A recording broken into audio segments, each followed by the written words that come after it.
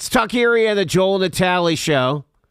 We are live from our Kingdom Financial Group studio here at 5th and State and having a Thursday education focus with the president of the Erie County Community College of Pennsylvania, Dr. Christopher Gray.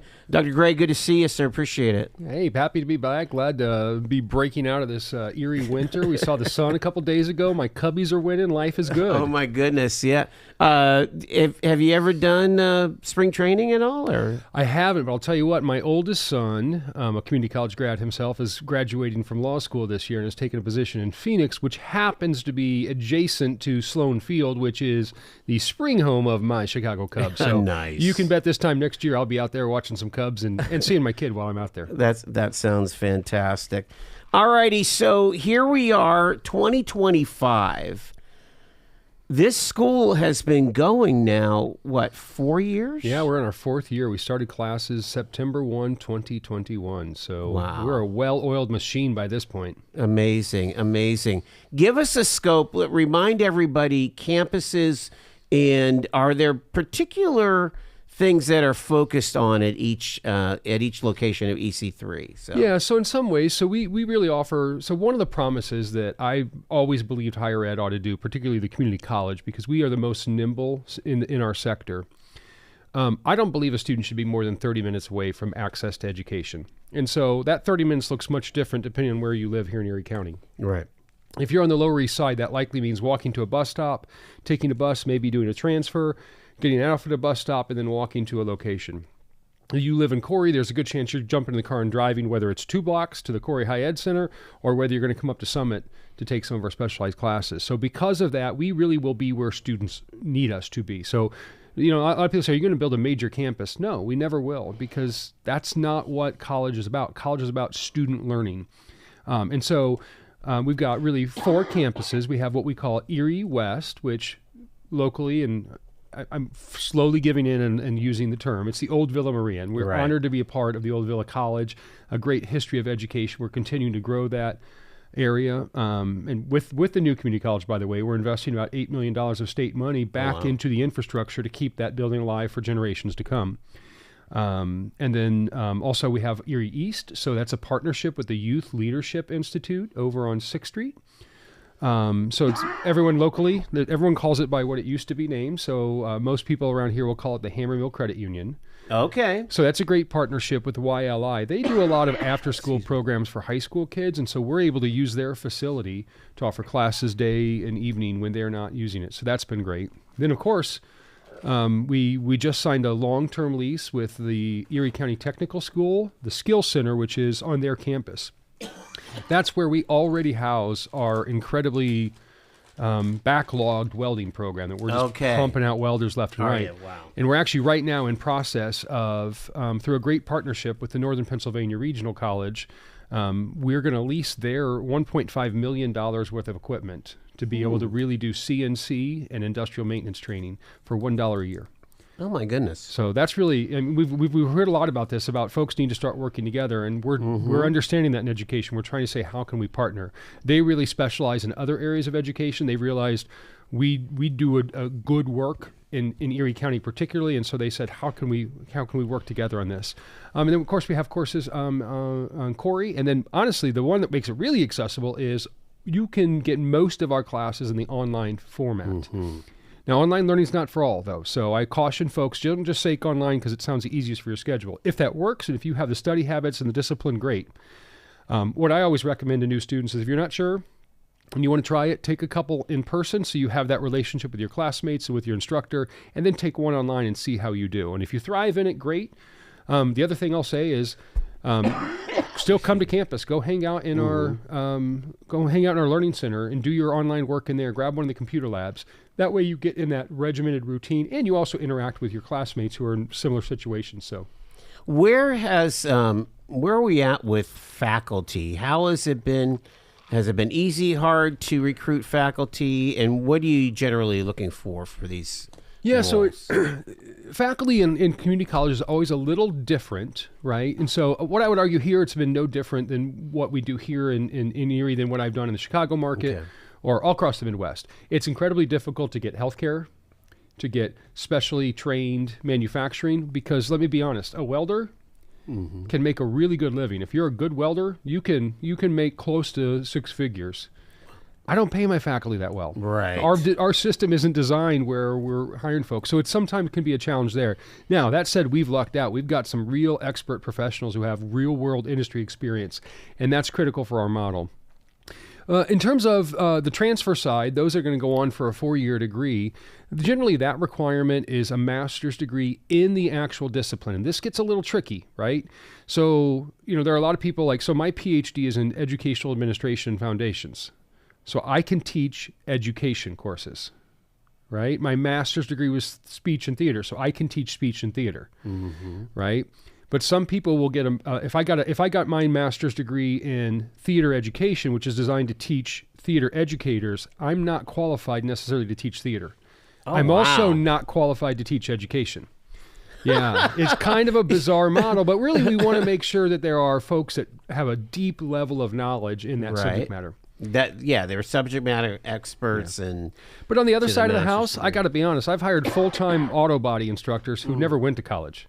Interesting. Because that's what's needed in their industry, and so that's on that side of the house. We hire what's needed. What are those recognized credentials in that industry or that experience that you need to bring? And I got to be honest, I think that model, we in the industry are going to have to look at that, because we are changing so rapidly.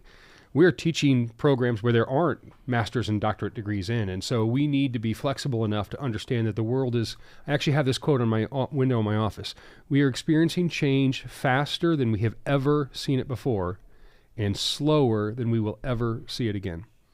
Oh, wow. And education is one of the most slow-moving industries you have ever seen. And I think you're going to continue to see campuses close if we don't totally think differently about how we build our business models. Well, there's folks that are committed to kind of holding the traditions, that if I hold on to the traditions, the excellence will maintain, yet the world is spinning so fast. Yeah. I think our governor has a saying he uses to talk about government bureaucracy that I've really thought that I think it captures it well. Move at the speed of business. In a community college, we are designed such to provide a local workforce. We need to move quicker. I can't take 3 years to study something. When a company's wanting to come into town, they're not going to wait 3 years. They're going to go find a community that can get going running. And so we've built it differently here. We're as quick as we can. And actually, Pennsylvania is a fairly deregulated state. Okay. At that level. So it allows us to move pretty quickly. All right. So we talked about faculty. We talked about locations. Now tell us about your recruiting. How are you still getting that steady stream of folks coming in, or is it leveled off a little bit? Oh, no. They keep coming. Okay. They just keep coming and coming and coming, because the word's gotten out, right? People who weren't sure or heard of a new community college, almost somebody who knows somebody who knows somebody who's a student at the community college. In fact, I think the last time I cranked out the numbers, 1 in every 300 residents of Erie County is right now enrolled in classes at EC3. Wow. So that means somebody in your church or somebody in your neighborhood or somebody where you work is a student in the community college. And that number is only going to continue to grow. We have a grant application into the state for $1 million to really explode dual credit here.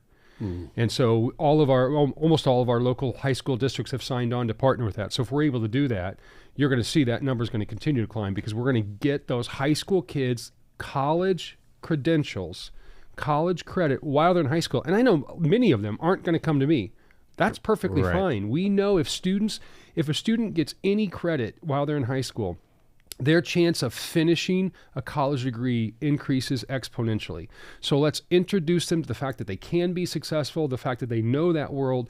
I think we need to do that for every single student across Erie County. If they choose to go into college, great. If they choose to come to EC3, we'd love to have them. If they choose to go right in the workforce, that's cool. They'll always have that credit. And if they later in life decide they want to build on it, it's something it can be a foundation. That makes a lot of sense. And so that seems like the dual enrollment thing is something that you guys are really leaning in on. Oh yeah, I've been on this boat for like 15 years, and we've got a great partnership with Erie High. Actually, every afternoon the bus pulls up from Erie High, drops off a group of students, comes back and gets them in the afternoon. What they're doing, they're juniors and seniors that sign up for this program. They actually technically graduate with their associate degree, 2-year college degree, in the morning, and then in the afternoon they go get their high school diploma. Wow. So they are starting, not only are they 2 years ahead of their peers, they're also, in this particular program, it's been no cost to the students. Between what the college has been able to do and what we've been able to do through Erie High, zero cost. So they have 2 years in a college degree for nothing but hard work and sweat equity. Mm-hmm. What are they generally, what can they finish with? What kind of associate's degree would they have? So and when students aren't sure, which is, by the way, every student, right? I think the latest data is 8 out of 10 students change their major, and like 5 out of 10 change it 3 or more times. Wow. But the problem is every time we see a kid going to college, the first question we all ask is, what's your major? I'm going to recommend we all stop that. Mm-hmm. Like I said, the world's changing. We don't know what the majors are going to be. So because of that, I always recommend you get what's called our Associate of Arts degree. That's our general education transfer degree. That degree is built on the Pennsylvania, I'm going to butcher the name here, the PA 30 track is what we call it. Okay. The 30 credit hour transfer framework. So this is where all the state institutions have agreed, here's what general education looks like. Get that, so regardless of where you go, those credits will go with you. Now, if you say, hey, I'm really passionate, I know I want to go into insert whatever. That's great. Take a class in that, because I do this diagram. If you can think of a pizza or a pie, depending on what you like to eat, divide it into 3 equal slices. If you think about a 4-year college degree, it's 3 equal slices. 1/3 of it is general education, 1/3 of it's major, and the other third is exploration / minor. Okay. So what we do on that, we do half of that. We do your general education pie is done. And then the other depends on what you want. So like I started as a math major. So what I thought courses would go into that major category, when I switched out of math, all of a sudden went over to my electives or my explore. Sure, yeah. And we need to build systems that have more flexibility for students. Our industry needs to do better. Community college graduates, on average, a 2-year degree, graduate with 21 excess credit hours, 21 more credit hours than they need. That means we've asked students to invest significant dollars and, more importantly, significant time taking courses that didn't count towards a degree. We got to do better. And finally, the rest of higher ed is slowly starting to wake up to that, but it's been so resistant to change. It's really taken a lot of legislative push to make some of those changes happen. Are you finding that well, I mean, these are definitely older students half the time, right? I mean, you're talking about dual enrollment, that's going to be the high school kids, but generally, weren't you saying that your average age of your students are upper 20s? Yep. National average is it ranges 27, around 27. We're right at that now. Oh, yeah. If you come to my campus during normal day, you'll see it looks like a traditional college campus. Most of the students, the vast majority of students, are traditional aged looking. Okay. Right? But you'll also see, I don't want to use her name without her permission, but you also see one of our students who's now also one of our donors to our foundation, who's retired and just has taken classes because she wants to grow and expand herself, right? Mm-hmm. You'll also see a lot of professionals who have worked their work schedule so they can sneak in a class in an afternoon. About 8% nationally of all community college enrollment, folks already have completed baccalaureate degrees. And what are they taking? They're retooling. They're trying to get a specialized skill. Maybe they graduate in a time where AI was never heard of, and they're like, I have to have a base understanding of this. So they run to that structured learning environment. It's very affordable, right? To get that experience. A lot of times they're in companies where their company says you need to develop skill in XXX. Your technology skills aren't there. Go take that basic Excel course or go take that computer applications. Right?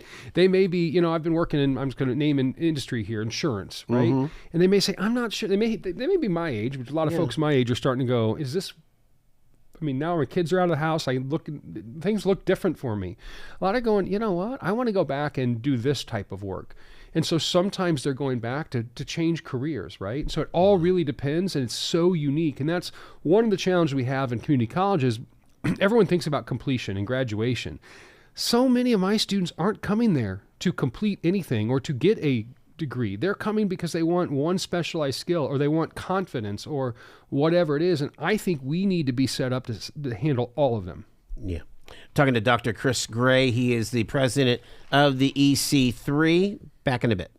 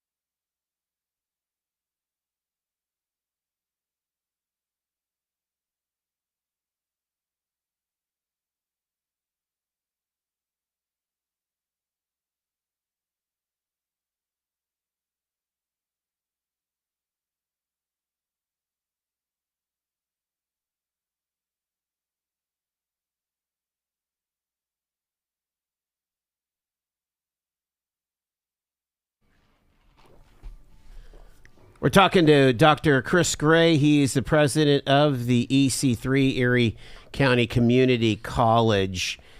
And you were talking about demand. What are we getting up to numbers here? Because you're in this spring semester. Yeah. You'll have a graduation soon enough. Yeah, right? I haven't seen graduation numbers yet, but we're at the point now where we've got the auditorium at our West Campus where we've held the first two graduations. We may have to break graduation. Wow. Into multiple ceremonies. Yeah, we're really growing enormously quick. I think right now we have over 750 students enrolled. Oh my gosh. I projected that based off our projections. We think that we'll be at 1,000 students next year. We got some side talks going there that could make that number go through the roof. I was just in a conversation today.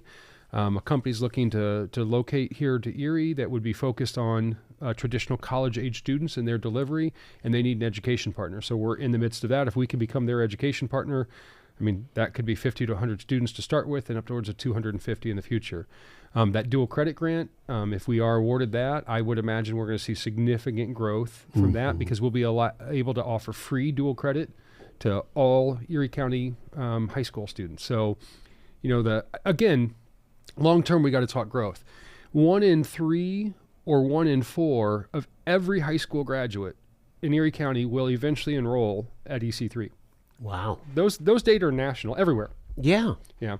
And so I think we're going to have 5,000 students by 2050.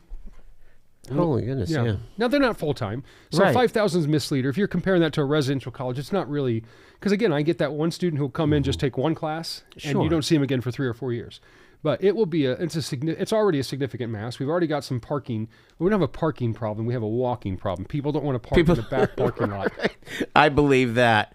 All right, let's just have a chat for a second, because I never like it. I never like it when it comes out that way. well, because you're talking about 7,000 students or something like that, and some of us are old school, and so I hear about, let's say, some of the programs that they offer at the Corey High Ed. They're cool, right? They're learning different tactics. It's they have an 8-week program on how to own your house and fixing your house. At what point is the community college going to offer a photography class or a basket weave? I mean, I know that's like the joke, but actually it is part and parcel with the heritage of community college. Or am I just so old school that I got to clean that thinking out? I think the answer is both.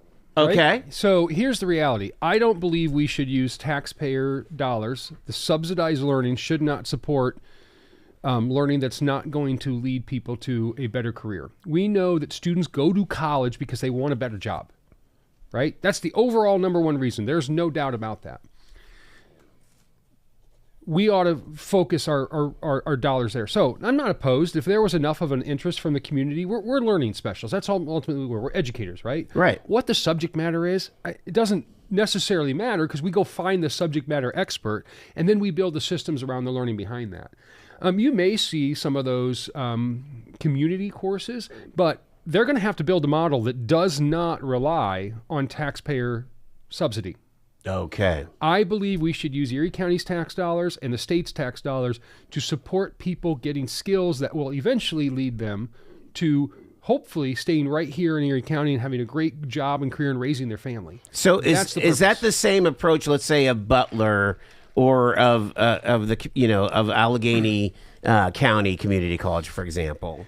So I can't speak directly to them because so most of the community colleges popped up in the late 60s, 67 through 69. Yeah. And in Illinois is a great example of this. Mm-hmm. When they first started, the purpose of the community college was twofold: to provide education at local regional sites and to become a cultural hub for those areas. They no longer say that. Okay. Everything we do. In fact, if you look at the new State Board of Higher Education, the Secretary of Education has a permanent seat, so does the Secretary of Labor. Now the states are saying, hey, we're making these significant investments in higher education institution. We want a return, and that return is a workforce, a well-informed workforce. We've moved a little bit away from the well-informed citizenry, mm-hmm. which was a movement. And not that they're that drastically different, but the one takes our focus and says, my last institution, I walked in, $1.5 million deficit. And my president pulled me aside and said, Chris, I don't like conflict. I need you to lead this, right? Right. But we got to do it better. Started looking at our non-credit. We were taking bus loads into Hamilton and using taxpayer dollars to subsidize primarily elderly residents to get a free bus ride in Chicago and a reduced ticket. And I said, to go see Hamilton? Yeah. And I'm like, that's cultural, okay, but there you go. That's not a good use of tax dollars. So not saying we won't do that but if there's another partner. But I feel like having that clarity is helpful because I can go get a photography class somewhere in the private sector and learn digital photography. Yeah. I don't need you to do that for me. And if we do it, we're going to do it from the education perspective, which is how is photography used? Is a tool, how has it grown and developed? I mean, we would do it embedded in thing. We're not going to do the for fun classes necessarily, and we will, but you're going to pay a reasonable market rate, not a subsidized rate. Makes a lot of sense. All right, we're talking to Dr. Chris Gray. Stay with us here. It's 4:30 on a Thursday education focus here on the Joel and Natalia Show on Talk Erie.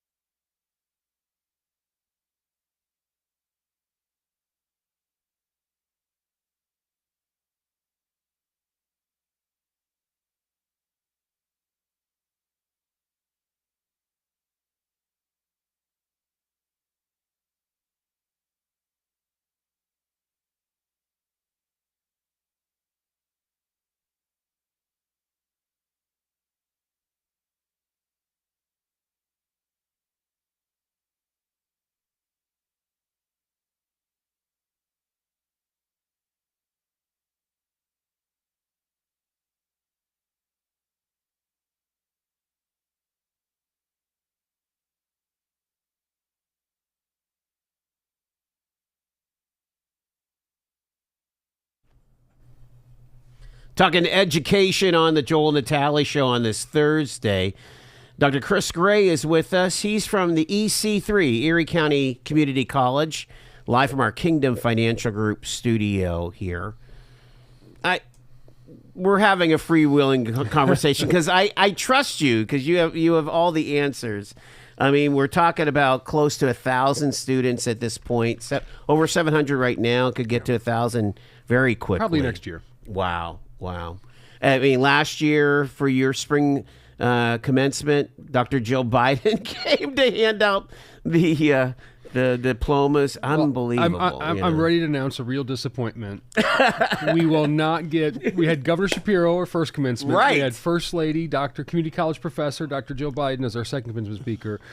This year we're not going to have one Right. because, frankly, no one wants to follow that. No, I can't imagine. Now, if President Trump come forward, or or JD, Vice President Vance, perhaps we would welcome that. But that's fantastic. No, so we're just gonna focus on the student because that's really what this is about anyhow. So we're gonna focus on the student and just do it internally and let the student shine. And if you've never seen one of the graduations, even go check out the clips online. I mean, these graduations, I get a great vantage point sitting on the stage.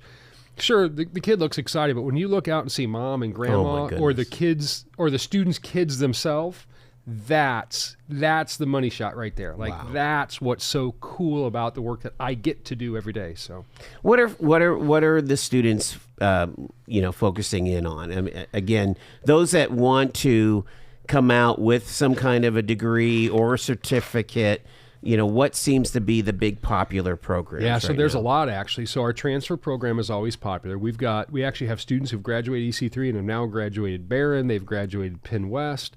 Wow. It's always cool to see that. Mm-hmm. And we're actually going to highlight one of them soon in marketing. We didn't know he graduated, and we saw him. He's running one of the local shops. And, oh, nice. And somebody went in and he said, yeah, and told the story, and it was like such a powerful story, and happened to be someone who works for us, one of our consultants in marketing, and said, oh my gosh, we got to go capture that story because that's the story. But so our transfer side is always popular, and then really welding. I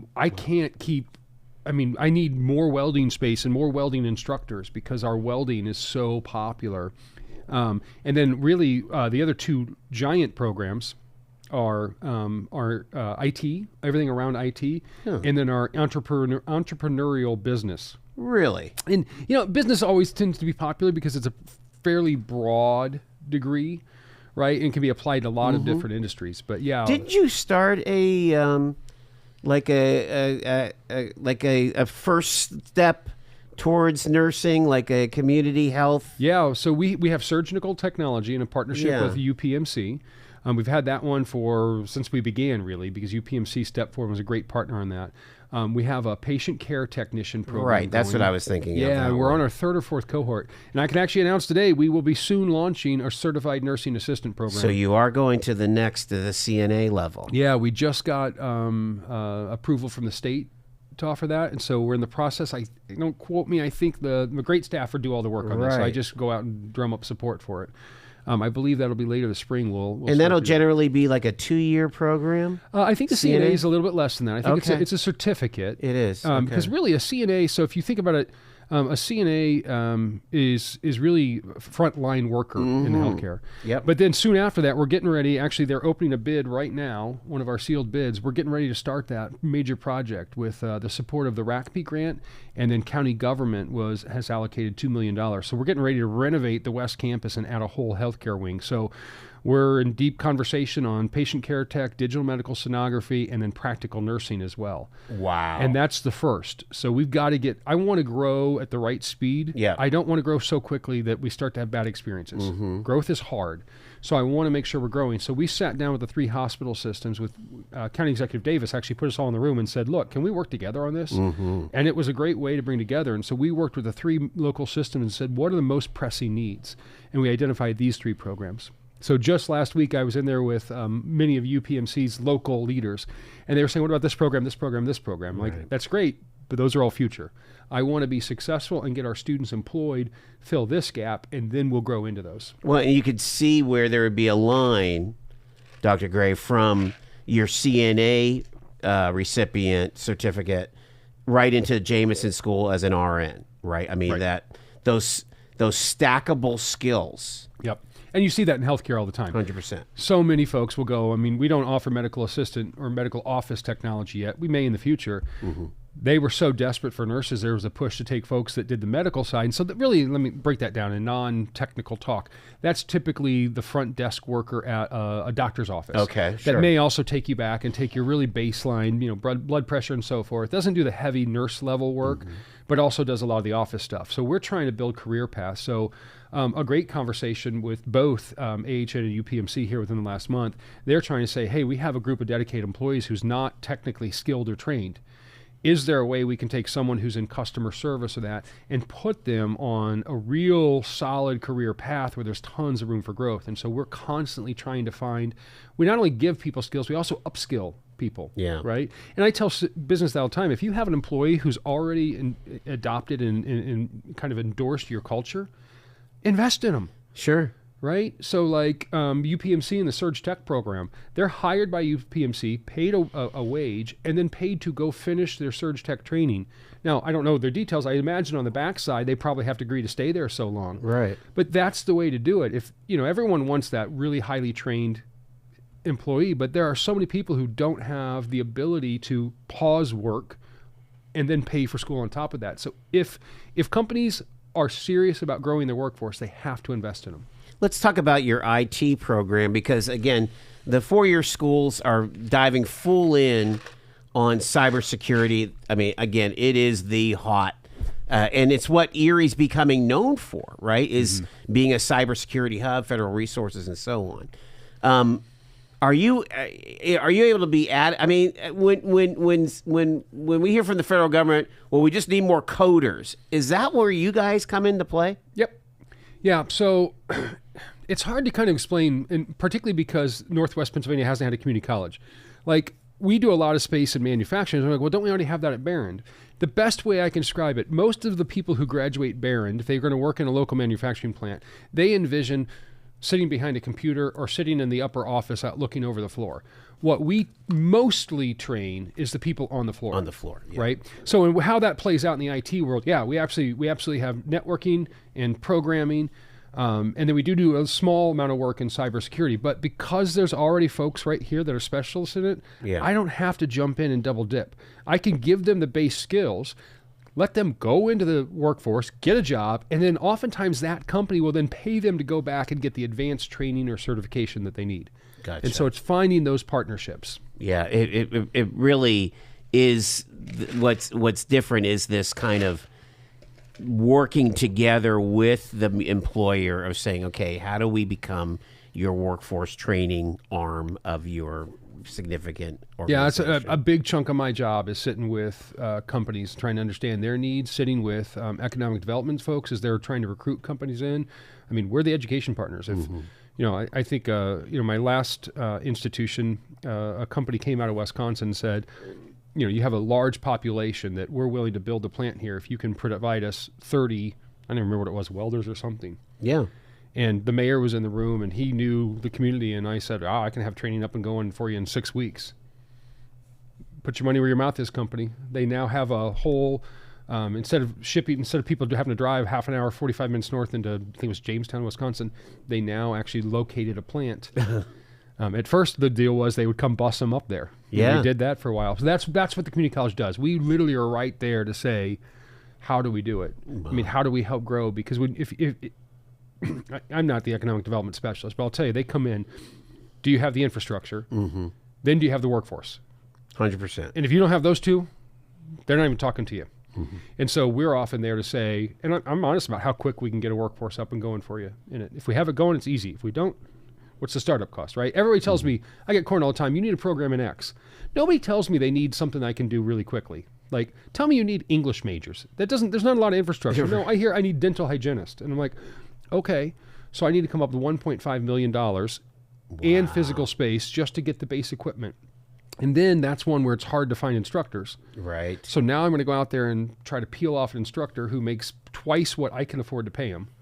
So, and I'm not saying that we won't do that, but those things are real challenges. And so trying to prioritize how and when we grow is really the biggest challenge because everyone has an idea for what program they think we ought to have.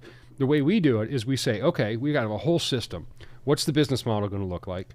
If it's going to be in the red, is it mission critical? Mm-hmm. If it is, we can use those subsidies to do that. Is there a data stream that can help you guys coming out of the middle schools or the high schools and saying, okay, here's what these kids are. I mean, you know how they do the gifts mix and you find out what a kid is good at. I mean, is that a helpful stream for you all, or is it more coming from employers' needs? So it's really, we really rely on, I think it's the Department of Labor here locally publishes the Northwestern Pennsylvania list of hot jobs. I can't remember. Yeah. High occupation. Yeah, something. high impact, high occupation jobs. Yeah, there you go. So we operate off of that. And then another value we have to say, does this provide a family sustaining wage? Mm-hmm. And if it doesn't, the initial answer is no.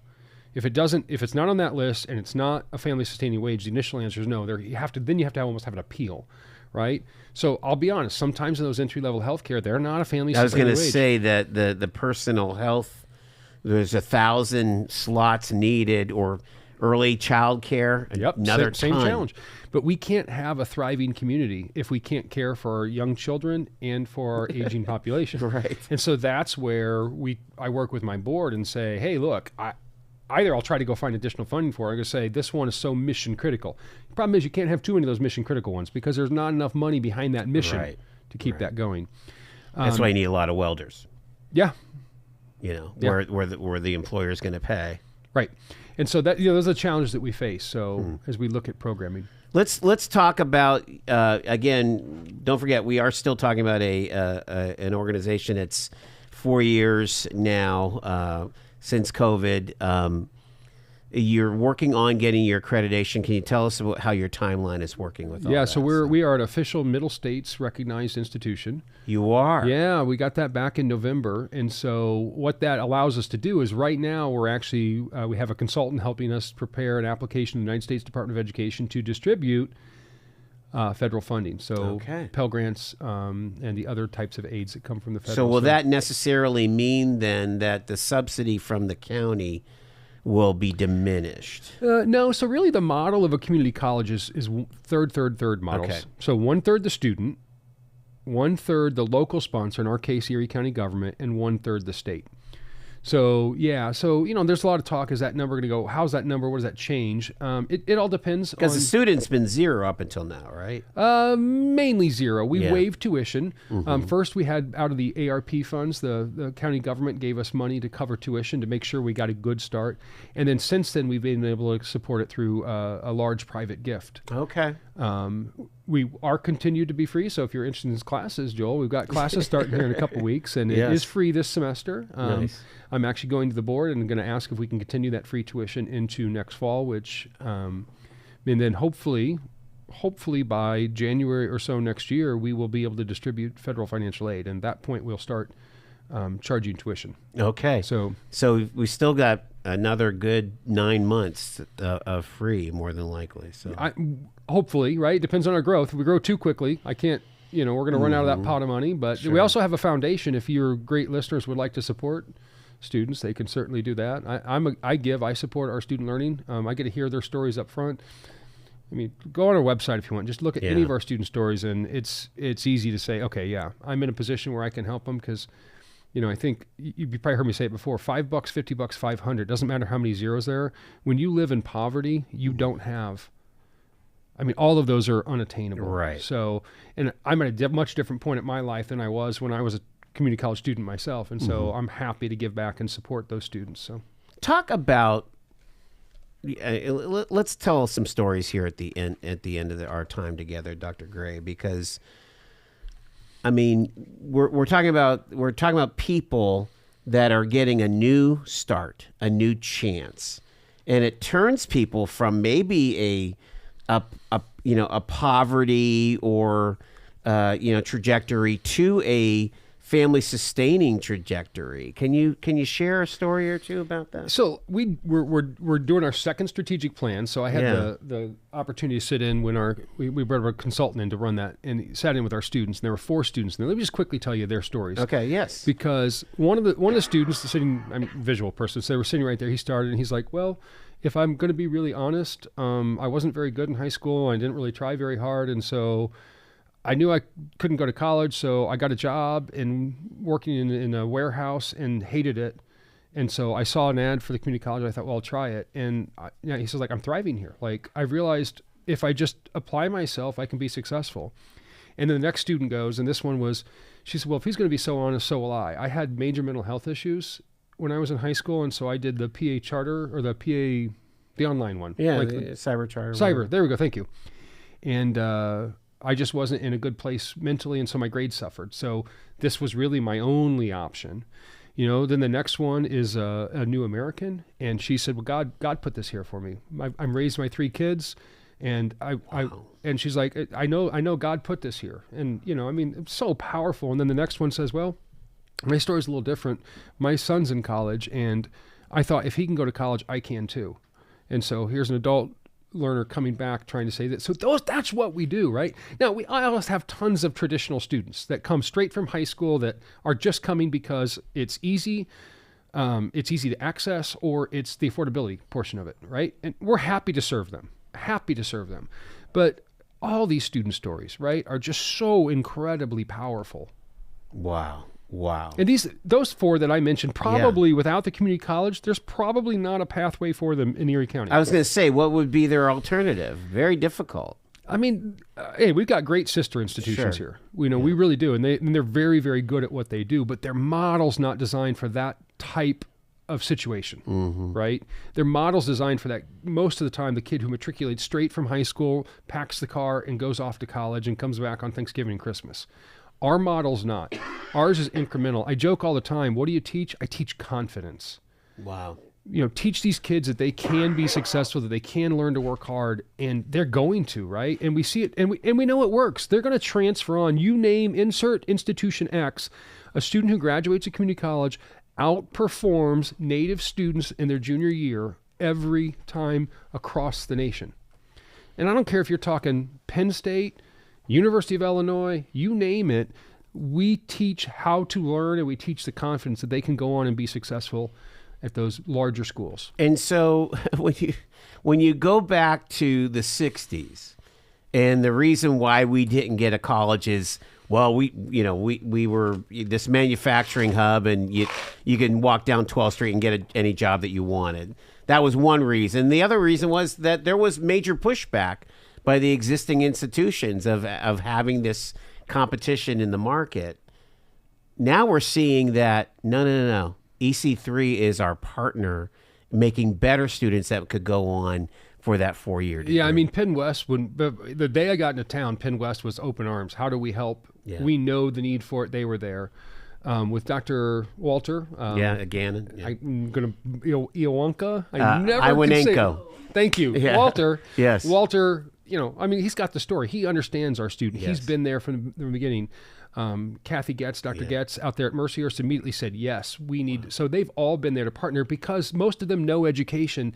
They know we're not necessarily competitors. Sure, we may peel off a few students, but it's not significant. But more importantly, we're going to be graduating 200, 300, 400 every year who want a 4-year partner. So it makes sense, I think, for us to work together and figure out those pathways so it's seamless transition. Right.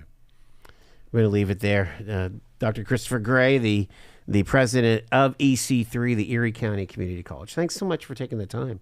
Thank you. Appreciate it. It is 4:53.